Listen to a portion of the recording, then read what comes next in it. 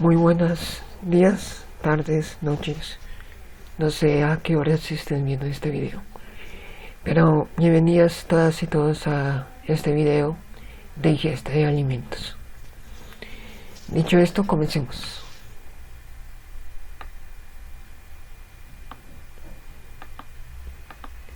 Antes de iniciar de lleno con la ingesta de alimentos, tenemos que tener en cuenta el concepto de homeostasis, que ya lo vimos en ingesta de líquidos, ¿sí?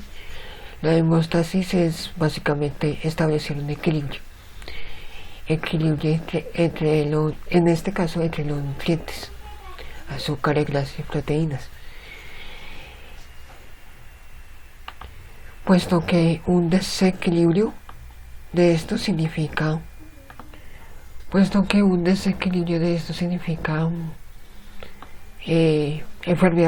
enfermedades, tanto si hay escasez o exceso de estos nutrientes.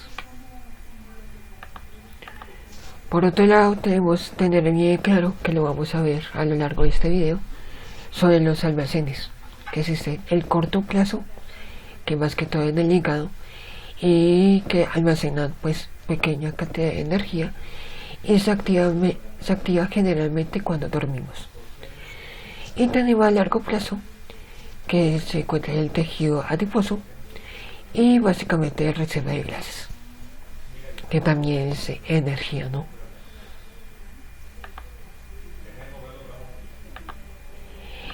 También es importante ver el plan de ataque que tiene la ingesta de alimentos, que inicia atacando el corto plazo, después acaba con largo plazo, y si definitivamente, no sé, en un caso de ayuno extremo, de escasez de alimentos, pues el organismo comienza a, como último recurso, gasta los aminoácidos de las proteínas que contienen los músculos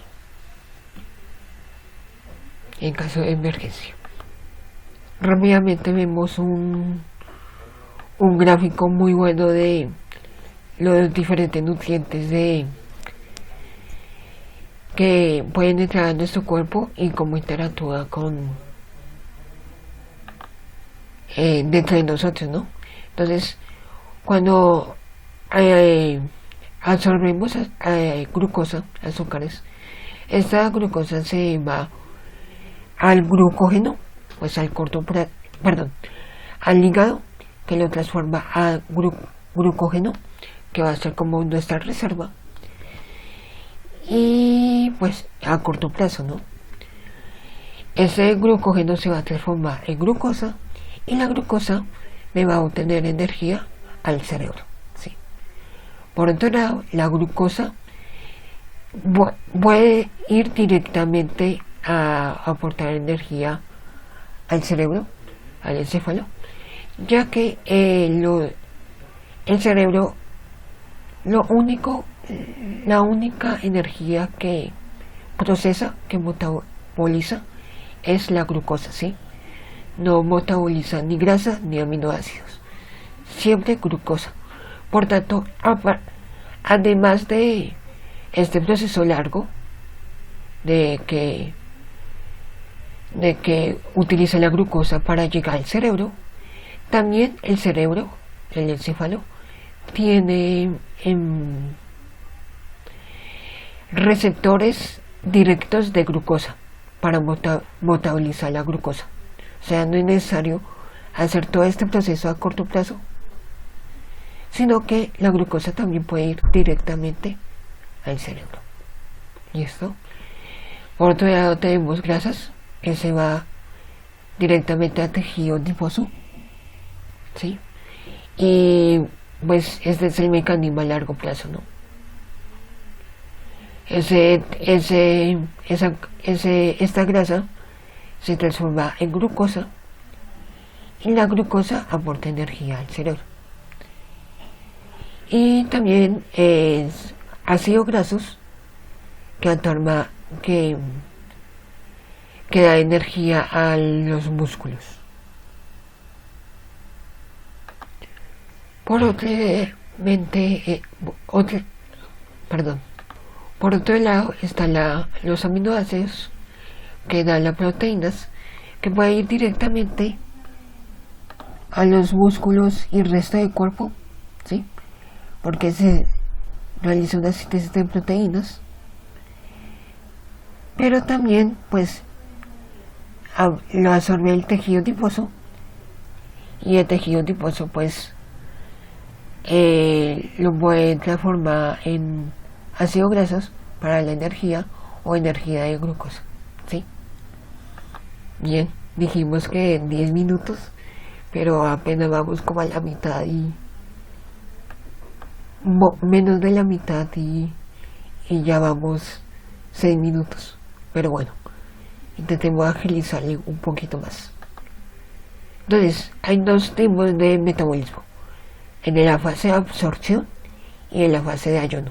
Es decir, en la fase donde el cuerpo absorbe los nutrientes obtenidos de los aminoácidos, grasas y glucosas, y la fase de ayuno, es decir, cuando el cuerpo deja de adquirir estos nutrientes y puede pasar y tiene que pasar a sus reservas, ya sea a corto o a largo plazo, para obtener energía necesaria para el buen funcionamiento del organismo. Entonces, rápidamente, fase de absorción. En la fase de absorción, básicamente el sistema parasimpático está jugando un importante papel. ¿Listo?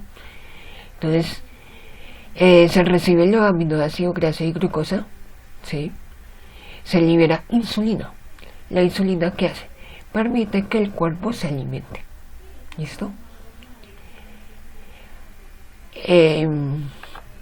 Tanto los hígados y los músculos convierten la glucosa en exceso y lo reserva como glucógeno, lo que vimos antes.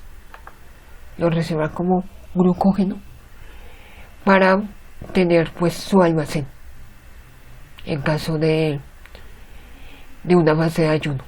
¿Listo? Y el resto de carbohidratos y aminoácidos se convierten en grasas para reservar en los adipocitos, que son esos gorditos que tenemos digamos a los lados de como que el abdomen, que eso ya va más dirigido a lo que es el almacén de largo plazo, ¿sí? Entonces se llena el almacén del corto plazo con glucógeno. Cuando se llena el corto plazo, el almacén de corto plazo, llega el exceso, llega al almacén de largo plazo, a los tejidos adiposos. ¿Listo? Igual a grasas. ¿Listo? Por otro lado, en la fase de ayuno, digamos que el parasimpático se comienza a bajar y comienza a trabajar en gran medida el sistema simpático. Acá disminuye el nivel de insulina, ya que la insulina da la orden de generar reservas. O sea, aparte de que la insulina permita que las células se nutran con alimentos, también tiene la función de que da la orden de generar reservas, ¿sí? Entonces, por tanto, esto se tiene que apagar, porque pues no se debe generar reservas, ¿sí? O sea, al contrario, se debe sacar las reservas. Por tanto, se apaga las reservas y comienza el glucagón de la reserva. Glucagón de la reserva aumenta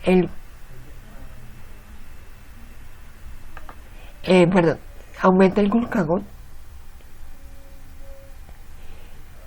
y moviliza la reserva de glucógeno y se convierte en glucosa. Para que me entiendan mejor, el glucagón es el almacén, la casita, ¿no? Y la casita contiene glucógeno, ¿sí? Entonces, En la casita de glucagón se sale glucógeno y este glucógeno se tiene que transformar en glucosa para que lo aporte energía al cuerpo, sobre todo al cerebro. Aquí está, el glucógeno se convierte en glucosa y se vuelve a activar la insulina. ¿Por qué se vuelve a activar? Para que permita a las células alimentarse. Y si el ayuno es muy fuerte, como hemos visto antes, se tiene que ir al almacén de largo plazo y sobre todo al almacén de proteínas de los aminoácidos que obtienen los músculos para pues obtener las proteínas, los nutrientes necesarios para el funcionamiento.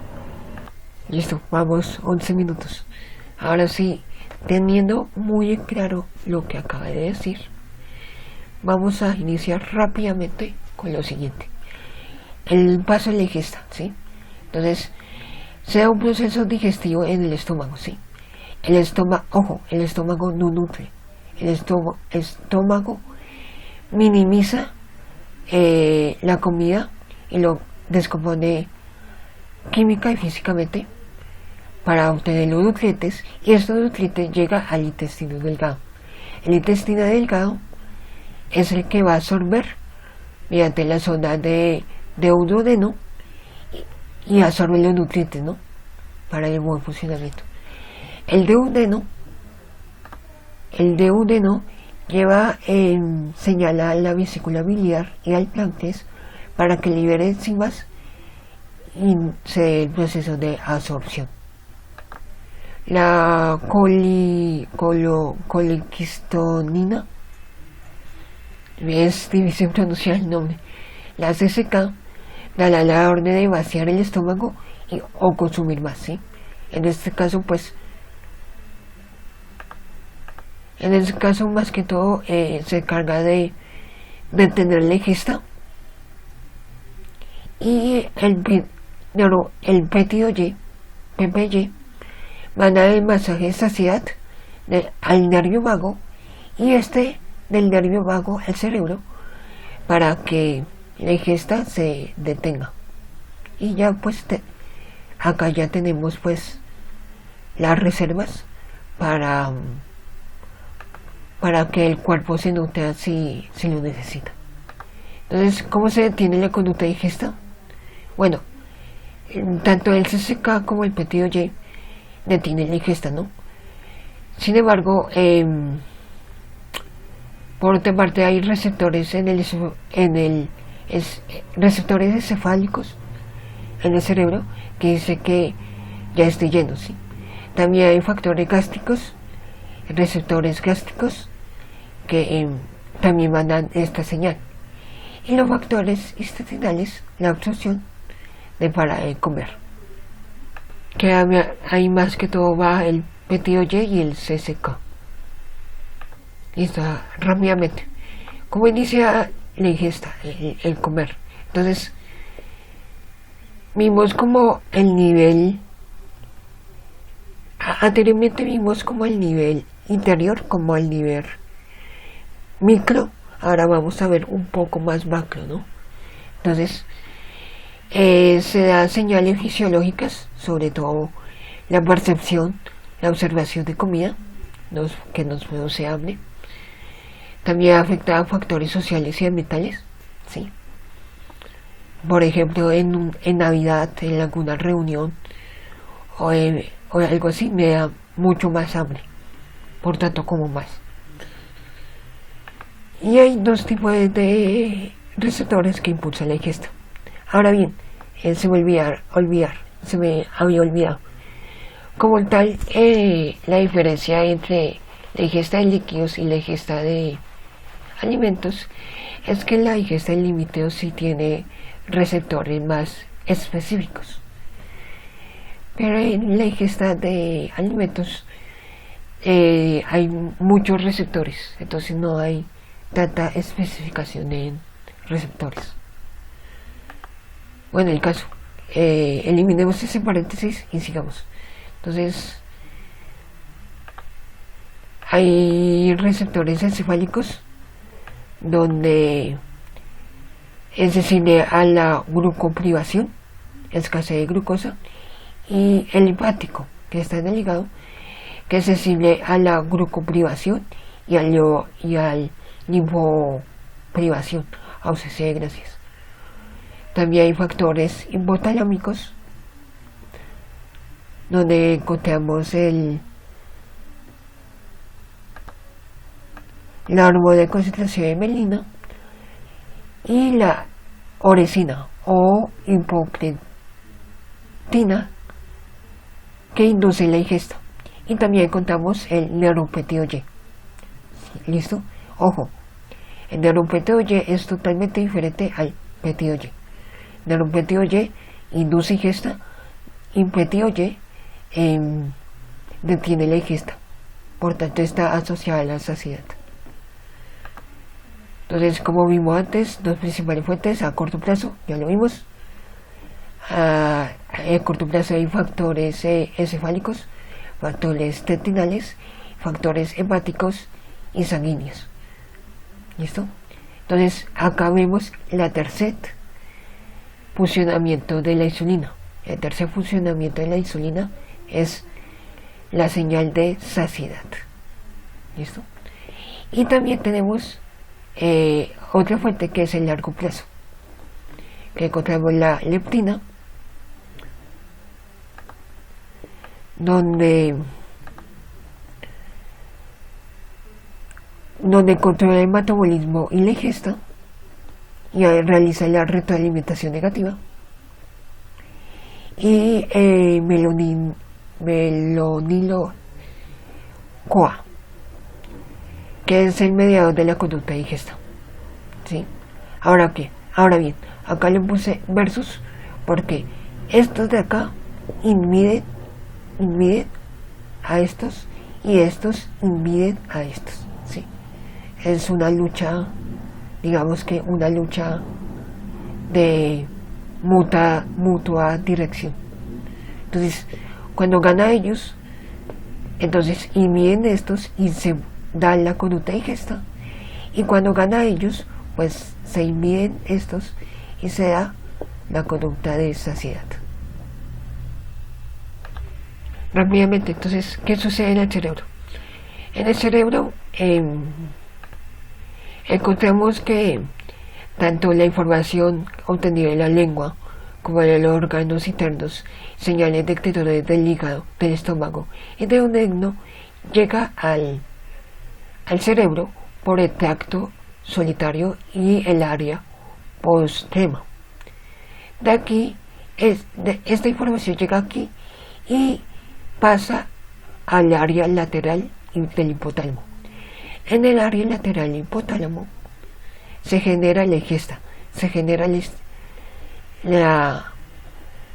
el comportamiento de hambre, donde llegan señales de linfoprivación y glucoprivación, y posteriormente se secreta la oresina y las hormonas concentradoras de melanina y el neuropéptido Y.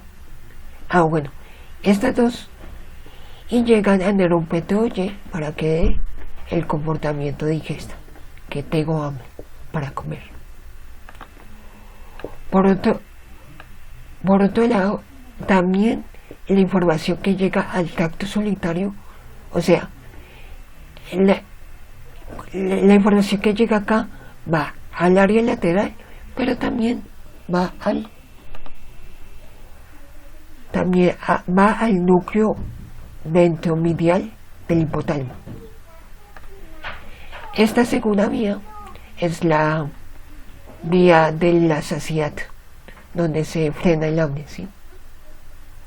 Donde cabe añadir que, como mencionaba antes, hay receptores individuales de glucosa en el cerebro, ya que el cerebro solo trabaja con glucosa. Ya adicionalmente, digamos, otra visión como que más macro, o sea, como la mitad, como ni tan macro ni tan micro, sino como la mitad. Una visión del hambre y la saciedad, ¿no? Entonces,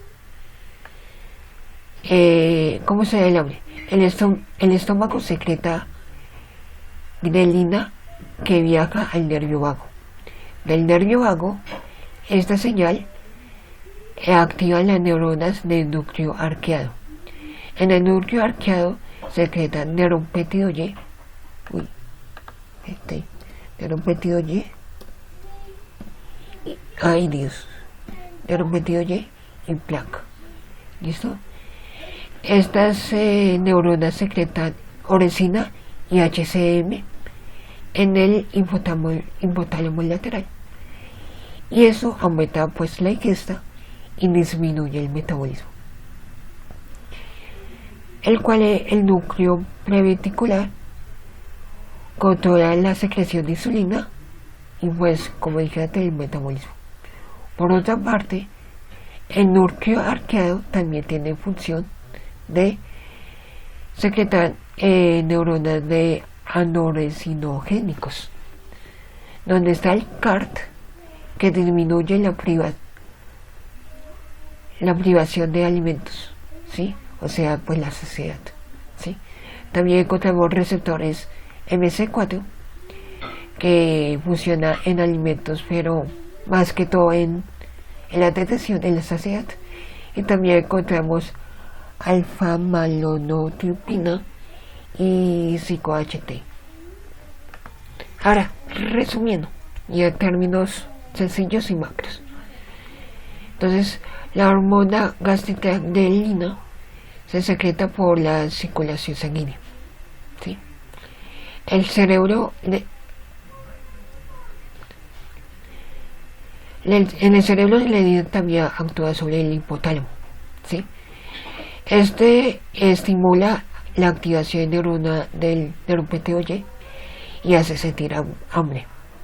Además, el neuropéptido Y inhibe la activación del POP, este nombre largo, y elimina la saciedad, ¿sí? Por otra parte, la hormona de saciedad, entonces, el tejido adiposo produce leptina y la secreta en la circulación sanguínea. La leptina provoca reacciones en el hipotálamo y suprime, ¿sí? Acá hay una relación de versus. Acá suprime la activación del neuropéptido y produce el neuropéptido Y, que produce el apetito, ¿sí? Ahora bien, y esto mejora la activación de neuronas del POMP, que da la saciedad, ¿sí? Acá lo tengo que eliminar para eliminar la saciedad, y acá lo activo para que dé la saciedad. Por último, digamos anexo, también vimos como que el paradigmas del punto de ajuste y valor incentivo positivo. El punto de ajuste básicamente dice que hay un factor interno donde nos dice consumo X cantidad de alimentos, y de ahí no paso, de ahí se inhibe la ingesta porque no paso, ¿sí?